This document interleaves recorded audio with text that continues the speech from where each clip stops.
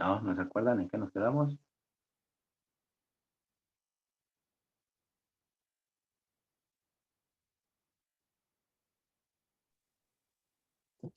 No hay duda, profe. ¿Cómo, perdón? No hay duda. ¿No hay duda, duda? Bueno, vamos a continuar entonces. Vamos a retomar, vamos a iniciar con un tema que es ya vamos a ver lo del manejo de puertos.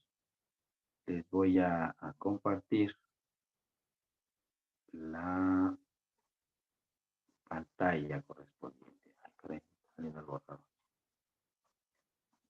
A ver, esto es.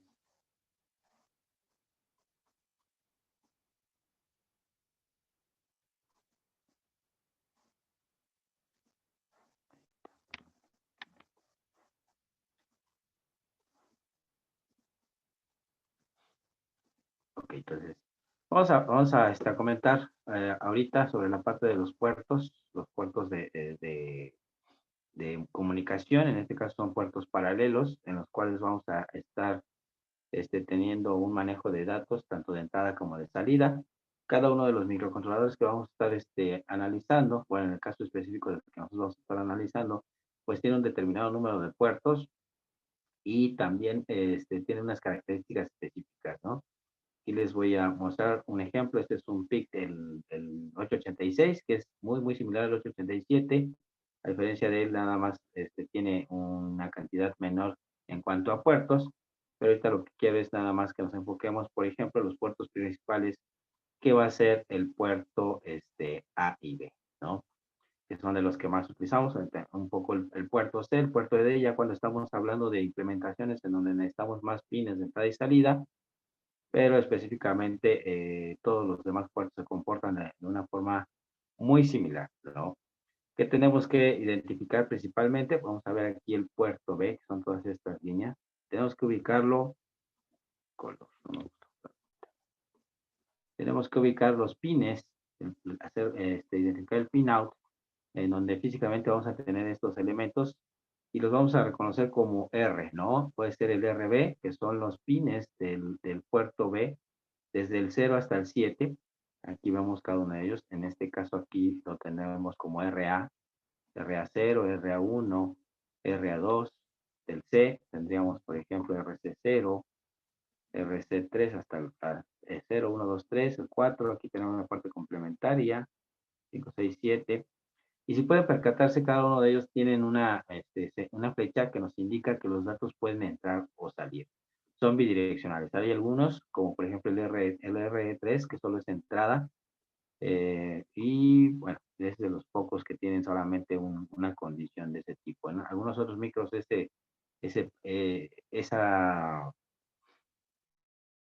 esa singularidad aparece solamente en el RA.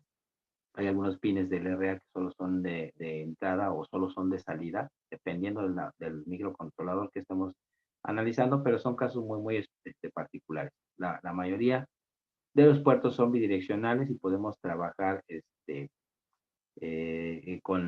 ambos sentidos, ¿no?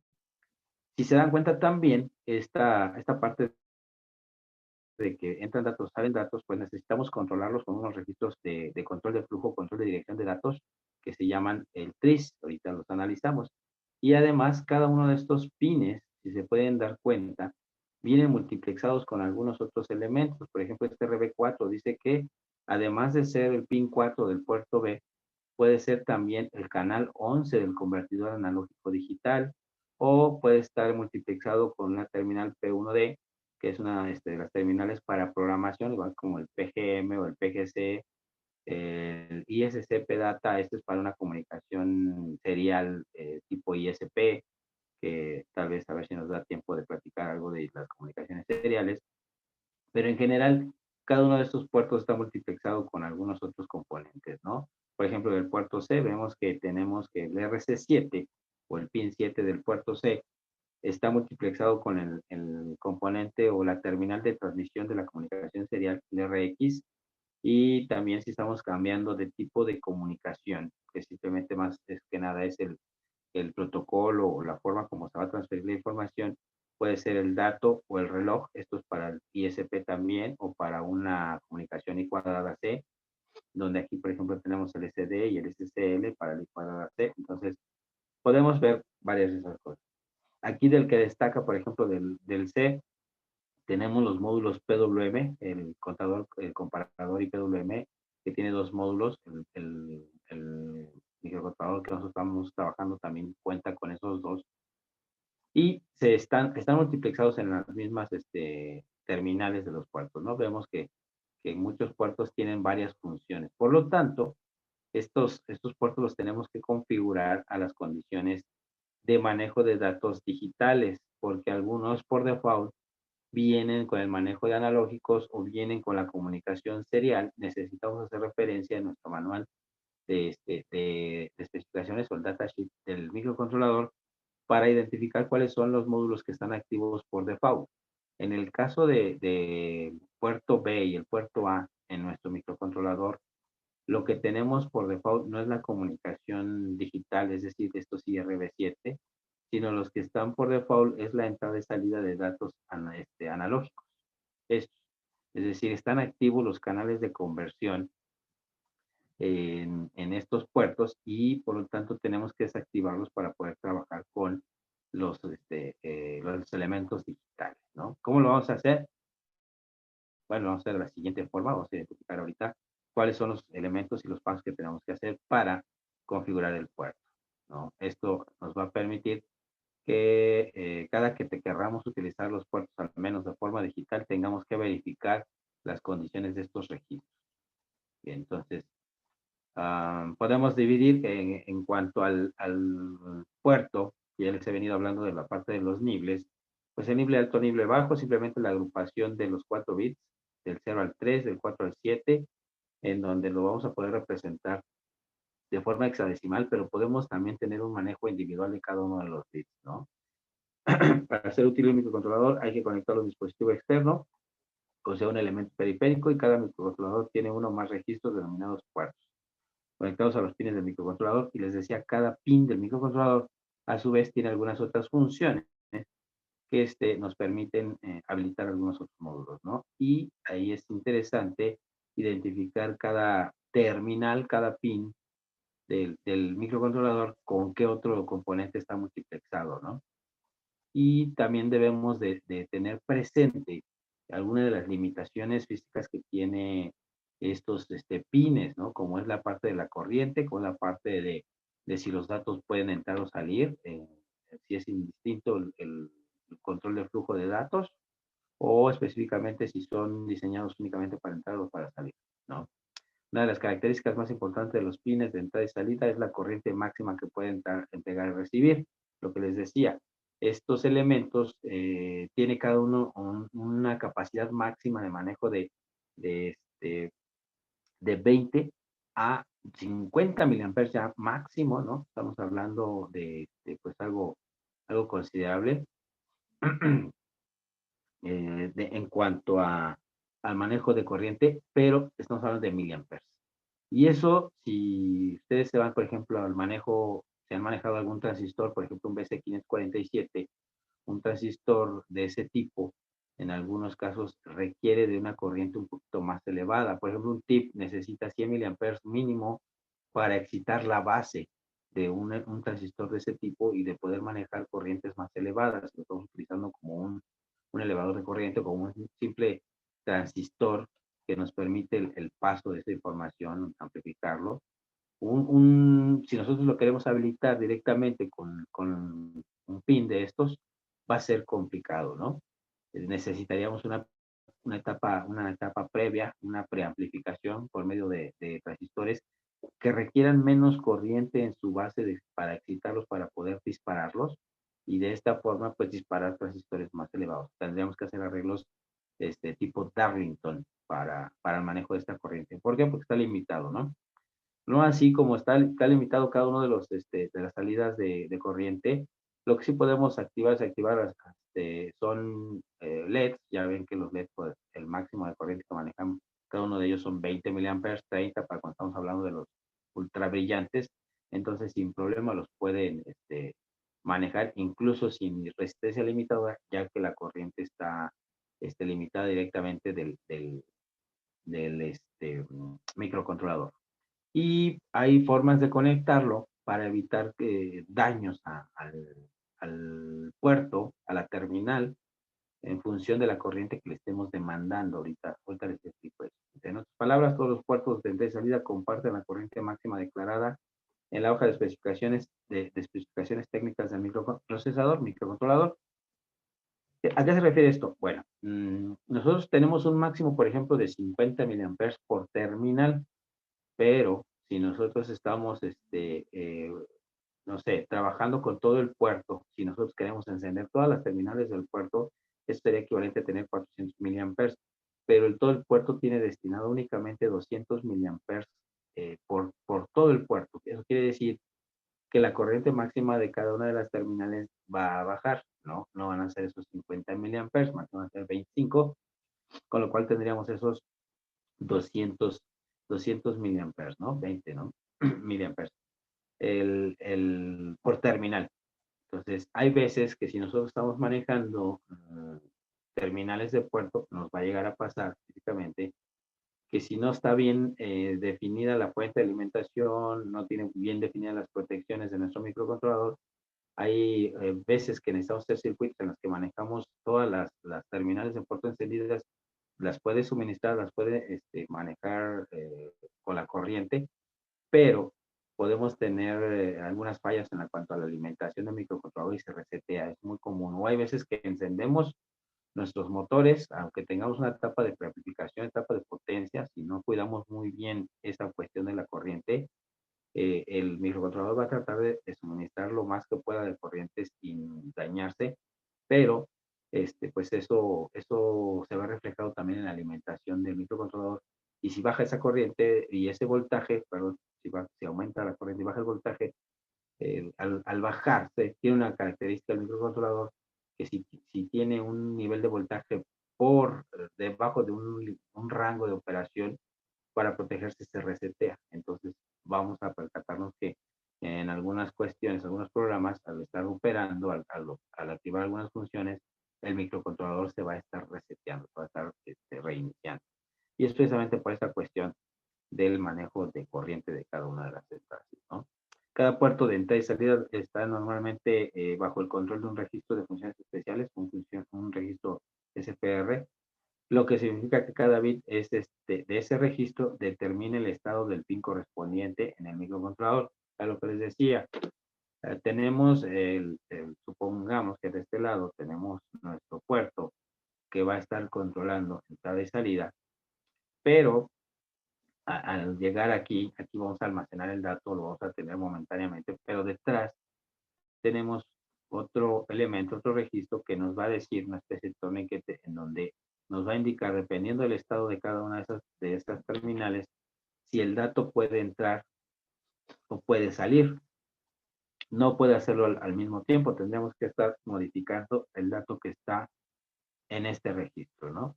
Se puede hacer de forma individual o se puede hacer de forma grupal, pero tenemos que indicarle aquí. Perdón.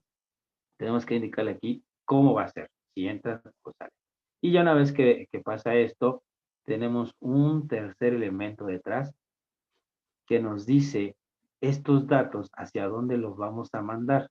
Los que entran, si se van a mandar directamente a la parte del manejo de puertos digitales o si lo vamos a mandar al multiplexor para que lo mueva al módulo del convertidor analógico digital, ¿sí? A un ADC. O en este caso aquí sí va a tratar como entrada y salida digital, ¿no? Y cada uno de estos registros son los que nosotros tenemos que configurar, ¿no? En este caso tendríamos el puerto. De este lado tenemos ese registro que controla el flujo, que se conoce como tris. Y en este caso es el registro, dependiendo del puerto que estamos hablando y de los bits que estamos manejando, es el ANSEL y el ANSEL H.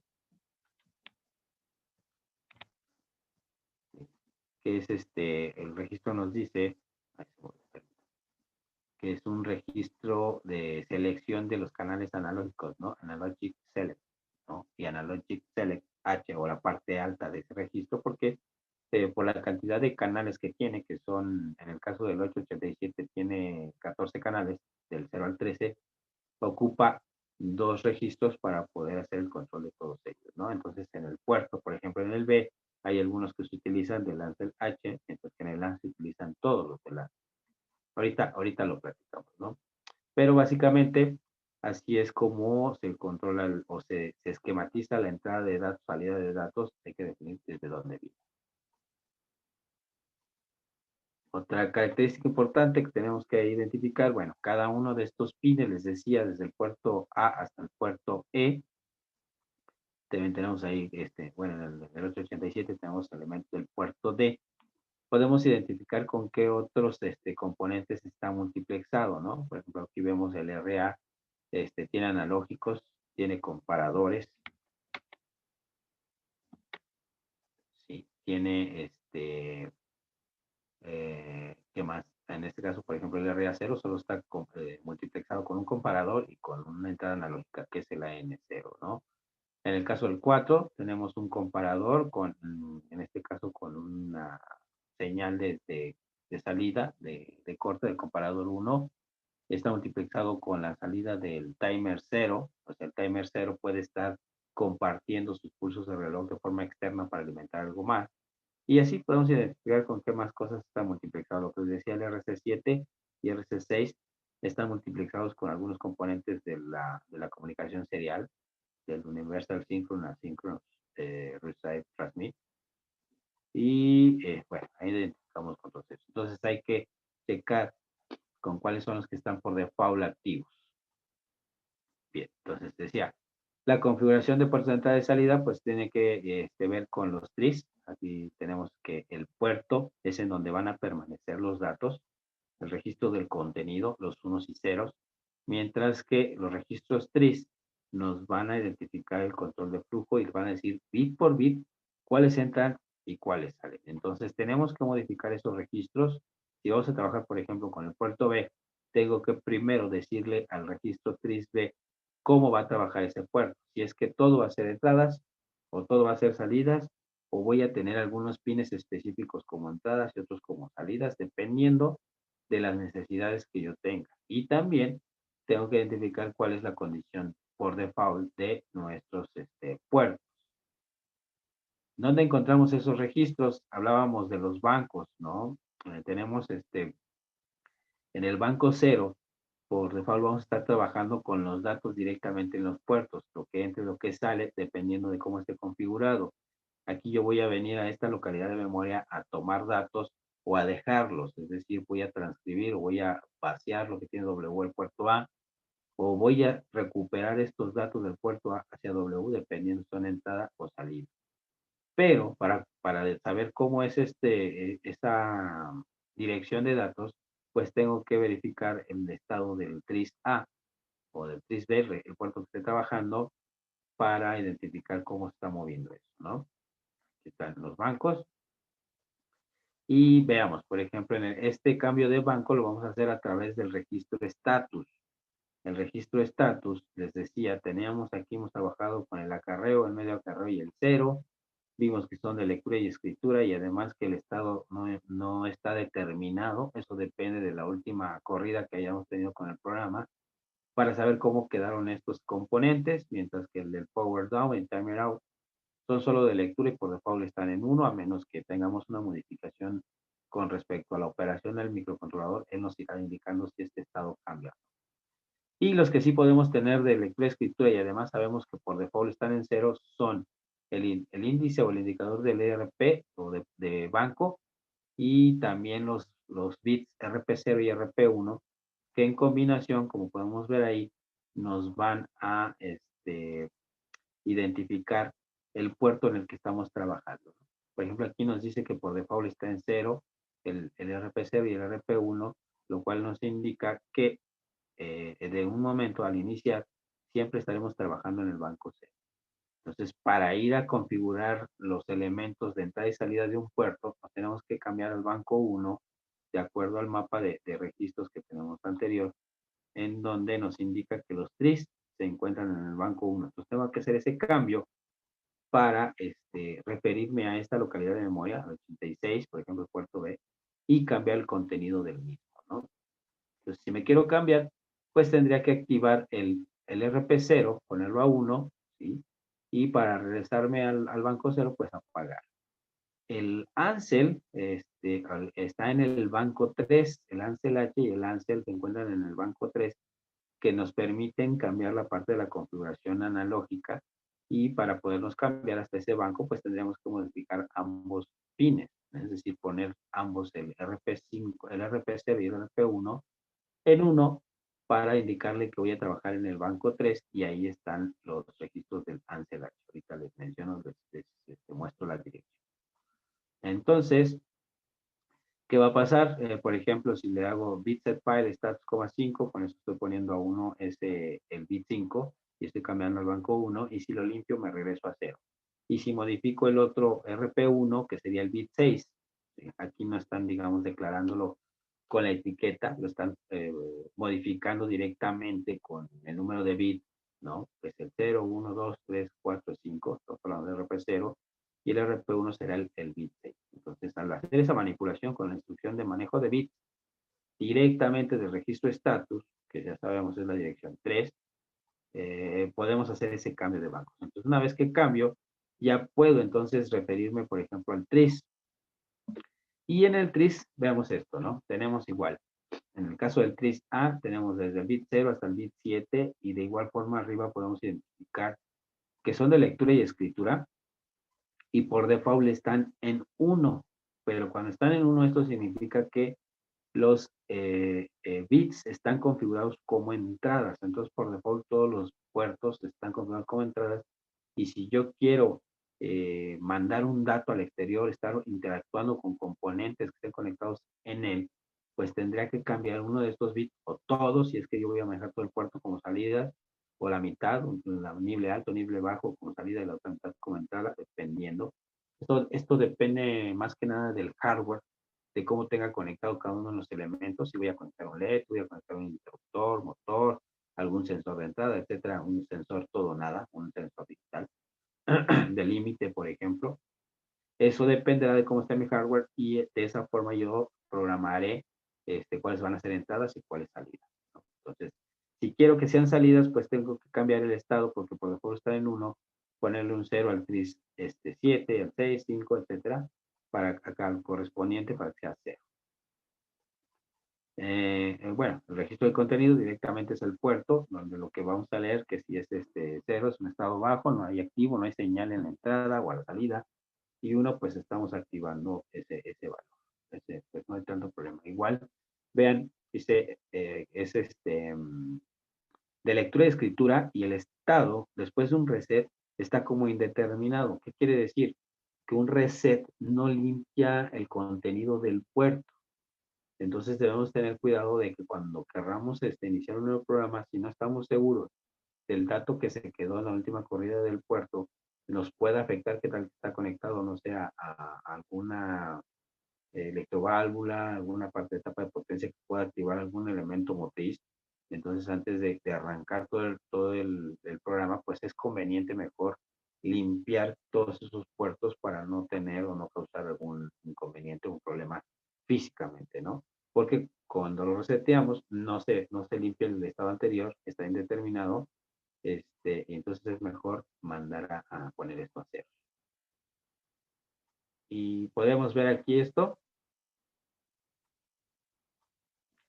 Es decir, si yo quiero manejar, por ejemplo, en el bit 0, perdón, en el 7, tengo aquí el manejo de corriente de salida. Les decía, la corriente es suficiente como para poder disparar la base de un transistor y elevar esa corriente para el manejo, por ejemplo, de un relevador.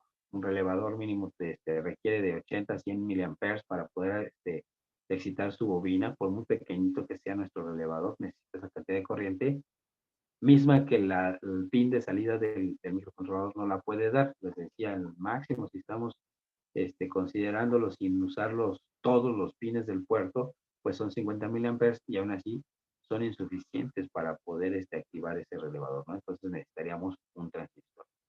Esos de 30 a 50 miliamperes pueden activar algunos transistores básicos, pero si necesitáramos mayor corriente, pues estos necesitamos hacer un arreglo tipo Darlington para activar un transistor más grande.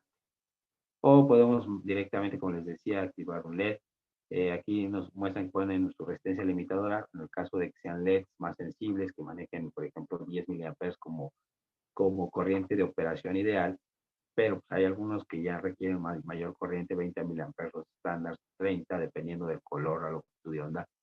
Y si son ultra brillantes, pues vemos que hay algunos, por ejemplo, los infrarrojos te manejan hasta 50 miliamperes, ¿no? Entonces, no hay problema si los conectamos directo. De hecho, si le ponemos resistencia, ya no van a trabajar, a operar de la forma correcta, no van a tener la misma intensidad. Entonces, hay que tener cuidado con la corriente de lo que estamos nosotros manipulando. A la entrada igual yo puedo tener, aquí es una conexión directa a tierra, pero si tuviera una conexión a positivo o elevada, hay que cuidar lo que son estas entradas. ¿Por qué? Chequen. Si esto es un contacto físico, es un contacto mecánico.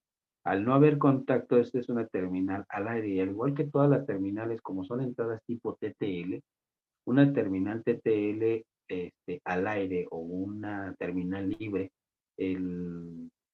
¿cómo se llama? Por definición, este elemento es uno. Sin embargo, al estar libre, la electrostática que pudiera generarse alrededor de esta terminal puede hacer que cambien esos componentes de ese valor de 1 a 0 y tengamos inestabilidad en el dato. Por eso, cuando son interruptores de este tipo, es recomendable poner resistencias ya sea pull-up o pull-down para asegurar un estado lógico correspondiente, ya sea en alto o en bajo, no importa el que nosotros decidamos, pero que le dé estabilidad y que la parte de la electrostática no nos dé esta incertidumbre de qué dato fue el que se tenía presente, ¿no? O podemos tener entrada a través de otros circuitos, componentes, por ejemplo, compuertas TTL.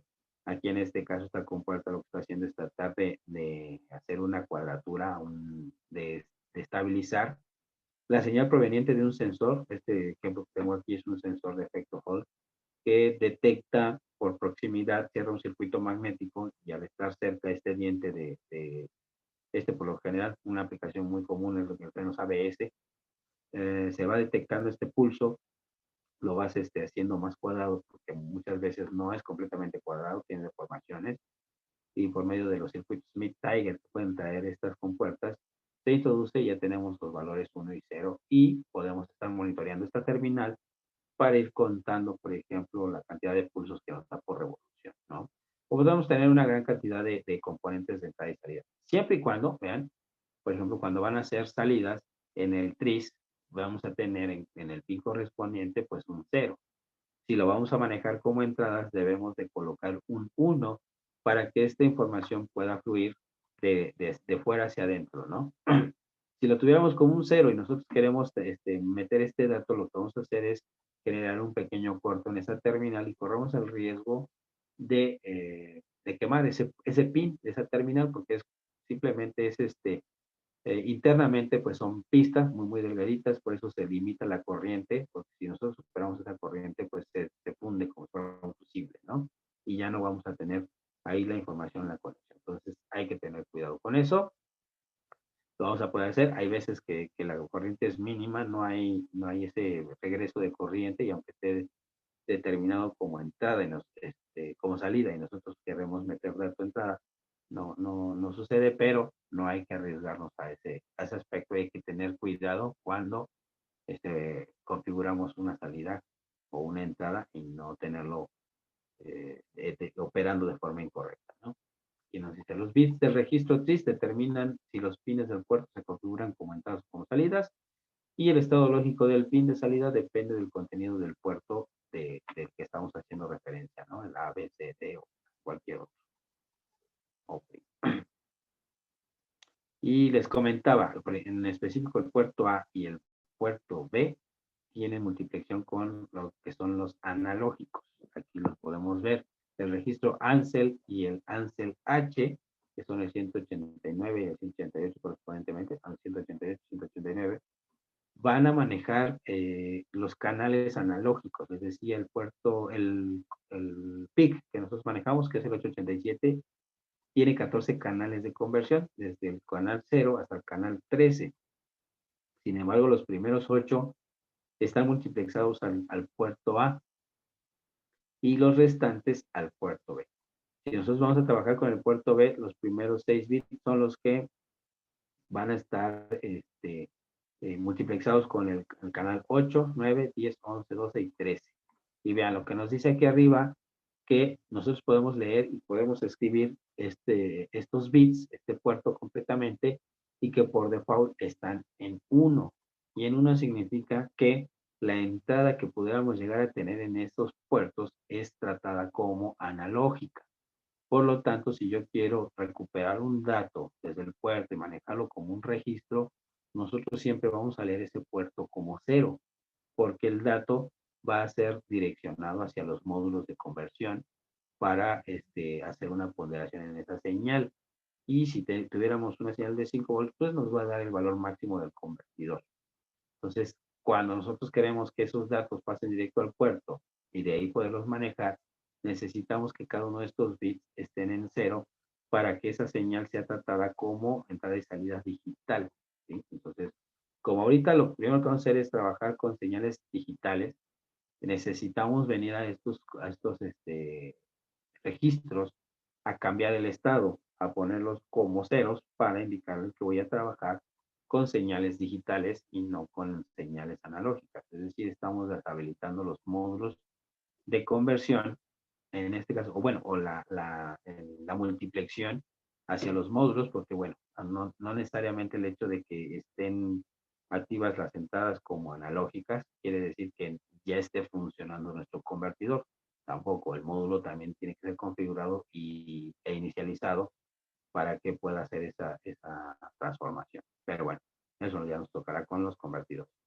Entonces son de los elementos que tenemos que modificar para que nuestra entrada sea analógica, ¿no?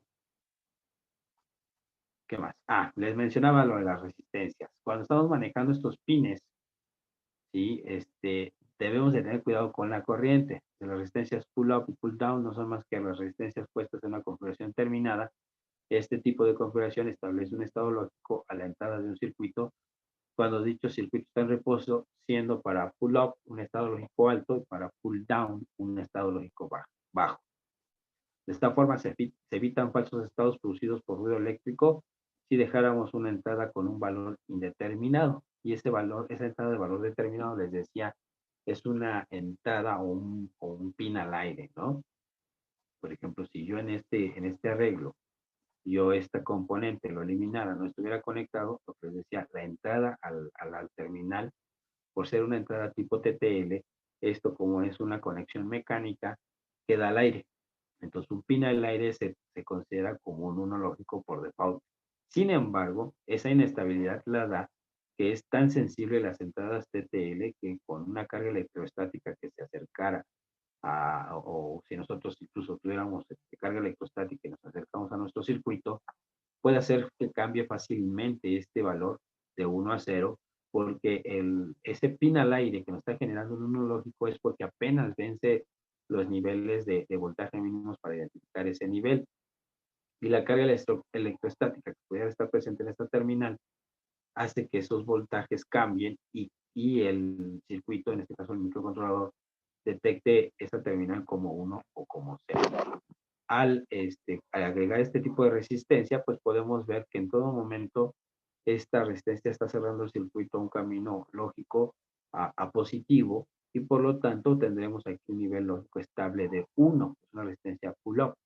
En cuanto yo cierro el circuito, el camino de la corriente, pues recuerden que se dirige por donde hay menos resistencia y se va a dirigir directamente a tierra. Y al tener tierra asegurado, pues vamos a tener 0 volts a la entrada. Entonces, esto es en esta resistencia pull-up. Si no oprimimos el botón, está en 1, si lo oprimimos está en 0. Claro, también depende si el botón es normalmente abierto o normalmente cerrado. Perdón.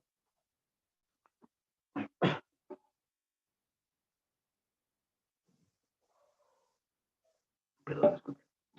En la configuración pull-up, dice, cuando el interruptor está en reposo, el voltaje de salida será prácticamente VCC, pudiéndose considerar como nivel lógico alto. Cuando se pulsa el switch 1, se deriva toda la corriente a tierra, por lo tanto, voltaje de salida será 0 volts, considerándose un valor lógico bajo. Eso es lo que podemos tener en la cuestión de las resistencias pull-up y pull-down. En down, pues obviamente pues, la configuración cambia. Vean, aquí igual lo mismo.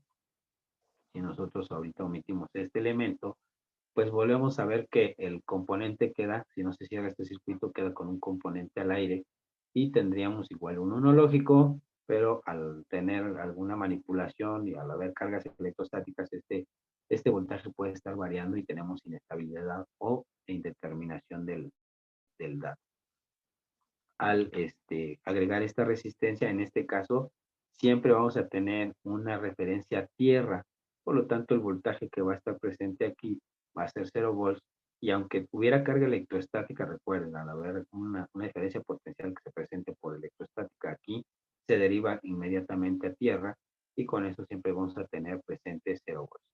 En cuanto oprimimos, este voltaje que está aquí, una parte se derivará hacia acá y otra hacia este lado, pero esta diferencia de potencial debe ser, o esta resistencia debe ser lo suficientemente grande para que nos genere aquí una diferencia de potencial suficiente y tengamos al menos de 1,7 a 2 volts mínimo para que pueda detectarlo como un 1 lógico, ¿no? Como dice aquí. La configuración pull down ocurre cuando el circuito está en reposo, la caída de tensión en el R1 es prácticamente 0 volts, que es la misma tensión desde out, o de voltaje salida. En ese momento, si se oprime, se tendrá un nivel lógico bajo, antes de oprimir, perdón, y al pulsar, la caída de tensión en el R1 será VCC, y voltaje de salida o el voltaje que va a la terminal al pin será un nivel lógico alto, ¿no? Es más conocido pull up, ¿no, profe? ¿Perdón? ¿Es más conocido pull down? Pull down, sí, es muy común. De verdad, en lo personal me gusta manejar más este tipo de configuración porque también nos da una lógica directa, no una lógica negada. Es decir, siempre tenemos un 0 y cuando oprimimos el botón es un 1.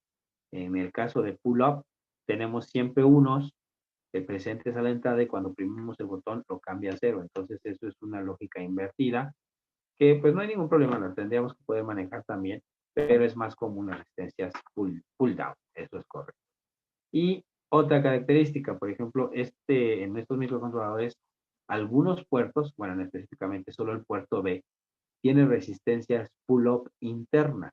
¿Para qué? Para que nosotros nos quitemos, si estamos trabajando con todos los elementos como entradas, por ejemplo, el puerto B, no tengamos que hacer por hardware el poner todas las resistencias a para asegurar esas terminales. Sin embargo, en lo personal, a mí no me gusta trabajar con las resistencias pull-up, por lo que les digo, porque nos empieza a generar lógicas invertidas y no las activo, pero tiene la opción de activar o desactivar estas resistencias internas de pull-up y pull-down, de pull-up nada más, pull-down no otra. Y ese puerto de ahorita, no tiene cita, vamos a hablar de eso. Es además de que este puerto tiene esas resistencias internamente, también hay otras de las características, el puerto B está multiplexado a la mitad con un módulo para interrupción que se llama una interrupción por cambio de datos en puerto B, o se llama match, y solo es el nivel alto, es decir, del 4 al 7, si nosotros activáramos estas interrupciones, si llegase a haber un cambio de estado del 7, por ejemplo, que estuviera en 0 y cambia a 1, nos genera una interrupción. Si se mantiene ahí en 1 y vuelve a regresar a 0, genera la interrupción. Es decir, cada cambio que tenga ese bit de estado nos genera interrupciones. Y esto nos serviría, por ejemplo, es muy útil para cuando mandamos al micro a modo sleep, a modo ahorro de energía. Estos cambios en los pines puede hacer que el microcontrolador tenga un wake up o que lo despertemos, que vuelva a trabajar. Y ahí se pueden colocar botones, como por ejemplo, si fuera una copiadora o una impresora y se va a modo ahorro de energía, en cuanto nosotros oprimimos cualquier botón, vuelve a reiniciar y se va home, empieza a calentar el tono, todo eso, y es precisamente por estas opciones, ¿no? Ahí tenemos interrupciones. Y también tenemos interrupción no mascarable, como ven aquí, la INT, que es una interrupción por hardware y es de prioridad alta. Esto es como para decirle igual lo mismo, si nosotros estamos haciendo algunas otras actividades o está en modo ahorro de energía, con un pulso en esta terminal hacemos que el microcontrolador deje de hacer lo que está haciendo, claro, si está habilitada, y atienda una subrutina de interrupción, ¿no? Además de eso, tiene lo que les decía, la cuestión de manejo de las resistencias pull-up y pull-down. Entonces, bueno, vamos a ver lo siguiente. Ok, puerto bidireccional, 8 bits, funciones de entrada y salida, resistencia pull-up, ya lo vimos. Aquí está lo del puerto B, los bits, si son lectura y escritura. Eso era lo que les decía, dependiendo si está configurado el analógico, el digital, internamente tiene unos registros para poder direccionar estos datos hacia la parte digital o hacia la parte del convertidor, ¿no? El puerto B con la parte de las interrupciones, lo que les decía, por ejemplo, el interruption enable, que son las interrupciones externas. Podemos tener el flanco de subida, si va a ser, bueno, va a identificar el flanco en el cual nosotros activamos la interrupción, si es con flanco de subida o con flanco de bajada. Si están activadas las interrupciones por cambio el puerto B, el RB Interruption Enable, y sus banderas, los flags, ¿no? Es decir, una cosa es el que lo habilita y otra es el que nos indica, es como los estatus de las interrupciones, para que nos diga qué fue lo que generó la interrupción, si el cambio en el puerto o la interrupción externa en este caso, ¿no? Eso es lo que tenemos ahí. Y les decía, este puerto, el puerto B, internamente hagan de cuenta que viene conectado de esta forma. Cada terminal tiene una resistencia conectada a positivo para que por fuera solamente conectemos el interruptor sin necesidad de poner resistencia. Pero esto nos va a provocar que siempre a la entrada de estos puertos, cada que los leamos, van a tener unos y cuando oprimamos los botones va a cambiar el estado a 0. Esto si habilitamos las resistencias. Les digo, yo en lo personal no me gusta manejar las resistencias pull-up internas, prefiero manejar resistencias pull-down externas, ¿no? Yo se las pongo por fuera.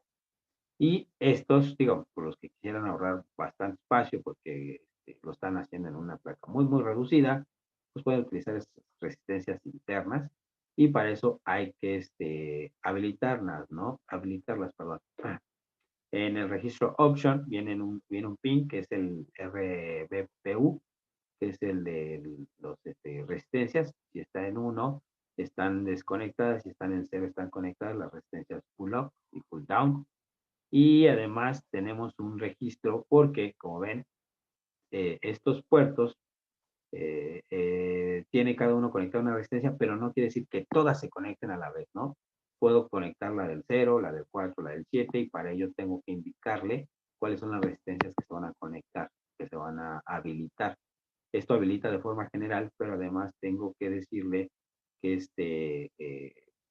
qué resistencias van a conectar y eso es con el registro WPUB o de las pull-up en el puerto B. Y funciona de igual forma que en el Ansel, por ejemplo. Si está en 0, no están conectadas, si están en 1, están conectadas, ¿no? Entonces aquí vendríamos a este registro a multiplicarlo para activar esta actividad de tarde. Pero les decía, en lo particular, a mí no me gusta utilizarlas esas, pero pues es necesario que lo conozcan. Y bueno, ya me agarró el tiempo.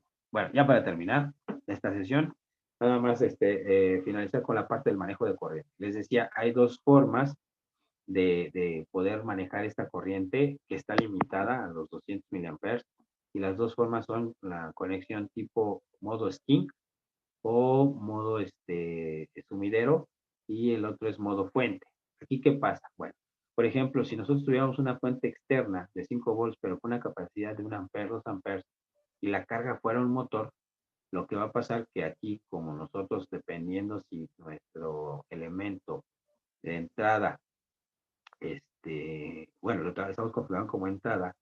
Si nosotros lo ponemos, mentira, si es salida, nos va a proporcionar un 1 o un 0. Pero al proporcionarnos un 1, un 0, es simplemente como tener de forma interna, si yo le pongo un 0, lo estamos conectando, puse al revés la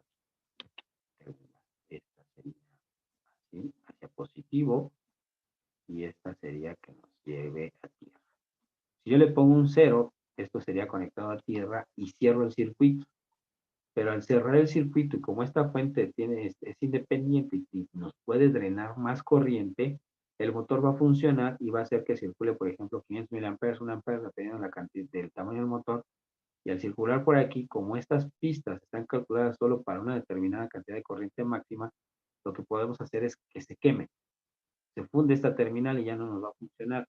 Si lo pongo a 1, pues simplemente no va a pasar nada, ¿no? Que lo esté conectando acá arriba, no va a pasar nada, no se cierra el circuito, estamos conectando positivo con positivo, no hay circulación de corriente y no pasa. Pero cuando nosotros le ponemos un 0 aquí, esta carga empieza a funcionar, pero como tenemos una fuente externa que puede manejar corrientes más elevadas, corremos el riesgo de quemar esta terminal. Entonces, yo en lo personal, a menos de que sean muy buenos manejando esta parte de la corriente, calculándolas bien, tienen protecciones, les recomiendo utilizar esta. Si no, es mejor la otra, la modo fuente.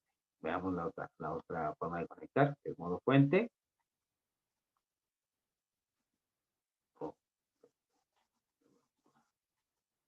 Y el modo fuente, pues vemos que el que está suministrando el voltaje es internamente al microcontrolador. Igual tendríamos una parte que se conecta positivo, con nuestro selector, por así decirlo, y otra parte que nos lo va a mandar a tierra, ¿no?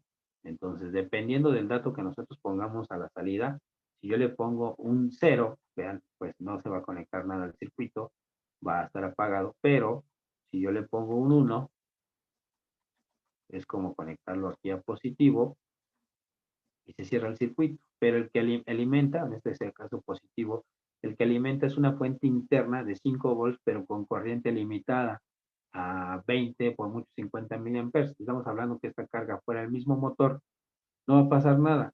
El motor tal vez va a demandar una corriente más grande, pero si la fuente no lo puede entregar, no la va a lo más que va a hacer es tratar de que el microcontrolador la trate de entregar, pero trae un circuito de limitación de corriente cada pic y cada terminal, lo cual va a hacer decir, no tengo corriente y pues no va a operar el microcontrolador, en este caso la carga, el motor, y lo más que puede pasar es que el voltaje caiga en el pic o por ese mismo circuito de protección y se resetea. Entonces, no pasa nada. Aquí lo peor que puede pasar es que la carga no funcione, no opere, no tenga la corriente suficiente. Entonces, tendríamos que implementar circuitos de amplificación con arreglos de transistores, arreglos Darlington y poder trabajar con ellos. Entonces, yo les recomiendo mejor utilizar este tipo de configuración, que es el modo fuente, donde sacamos el dato, y aquí ya habría que amplificarlo. Además de que en el otro, en el anterior, les decía, la forma como trabaja es negada, es decir, con 0 funciona y con 1 no trabaja, pero corremos el riesgo de que la carga tenga una corriente más elevada de la que puede manejar esta carga. ¿Vale? Y entonces con eso lo que les decía, el manejo de cada uno de los puertos, tenemos 25 miliamperes por cada pin, pero no podemos sobrepasar de esos 200 miliamperes por puerto. Y si estamos hablando de que voy a estar manejando un puerto completo que encendido o 2, ya estamos manejando una corriente más elevada del microcontrolador y corremos el riesgo de que va a caer su voltaje y esté reseteando este microcontrolador. Entonces, para eso tenemos que hacer circuitos de estabilización en cuanto a alimentación, muy sencillos, que ya lo practicaremos más tarde. Y bueno, eso es todo para la parte de los puertos, cómo los vamos a configurar, cómo operan. Y el día de mañana empezaremos a hacer ejemplos muy sencillos para empezar a trabajar con los puertos y empezar a hacer algunas prácticas y ejercicios de manejo de los mismos. ¿Hasta aquí alguna duda? No, todo bien. ¿Todo en orden? Perfecto. Sí. Bueno, pues pasen esto, estudien esto y mañana hacemos una implementación de algunos ejercicios. ¿Vale? Que tengan Vale. bonito día, muchachos. Gracias. No los entretengo más para la siguiente clase. Gracias, profe. Vale, profe. Gracias. Hasta luego. Nos vemos mañana.